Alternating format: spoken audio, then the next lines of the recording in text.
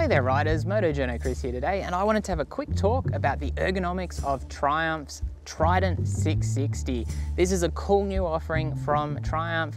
This is the Lamb's version, but there's no real difference apart from the peak power and torque outputs between this and the standard version of the bike. I'm 180 centimeters, 75 kilos, 32-inch inseam for comparison, and I'm gonna jump on the bike and have a bit of a chat about the ergonomics.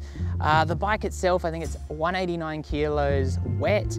It's an 805 millimeter seat height, which is not the lowest, but at a nice point. You know, most of the beginner bikes maybe get down to that 780, 785 millimeter seat height. So this is very much in the running. As you can hopefully see here for me, easy reach to the ground. Certainly someone a little bit shorter than me or with a shorter inseam would still be able to reach the ground with both feet. Someone shorter still should be able to get 1 foot flat. As far as the seat to peg ratio, it's on the sportier side of things, but it's not uncomfortable. I don't feel cramped. I'm not taking all my weight through my legs. It's just comfortable.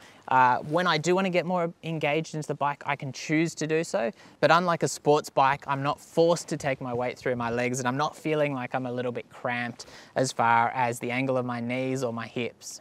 As far as the general ergonomic of the bike and that bar to seat to peg ratio, as soon as I jumped on this bike, it just felt absolutely natural for me. There's a nice little bit of angle back on those bars to me. They're nice and wide, which gives you plenty of leverage. There's an adjustable brake lever on the front, non-adjustable clutch lever. There's plenty of adjustability in those mirrors and really good vision in them. And that dash is quite simple. You can choose what information is displayed on it, and it's very clearly displayed. Perhaps if you're a much older rider who has trouble kind of seeing at that kind of depth, you might have issues, but to me, that dash is absolutely exceptional. Non-adjustable suspension on the front, you've only got preload on the rear. However, the overall suspension setup for me at 75 kilos is pretty much perfect. I can't fault it at all.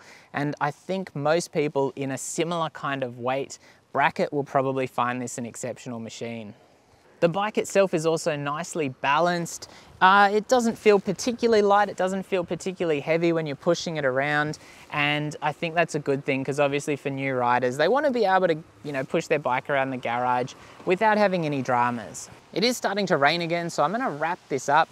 There's a reasonable stretch from the pillion seat to the pillion pegs. It's a smaller pillion seat, so it's not going to be for long distance riding, but having someone on the back is certainly going to be possible, and it's a super, super comfortable seat. The seat itself is very narrow at the front. It's nicely contoured to give an easy reach to the ground, and the bike isn't too wide either between the legs, which is of course important for newer or less experienced riders who are looking for a really easy reach to the ground. So definitely one worth checking out.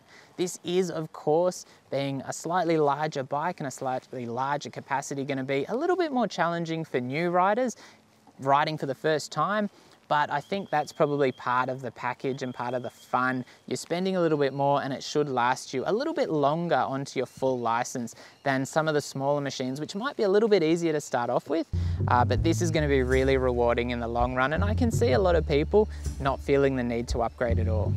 So that's the ergonomics of Triumph's Trident 660. It's now starting to pour. If you've got any questions about the bike, let me know in the comments. I'll be back soon. Stay safe out there.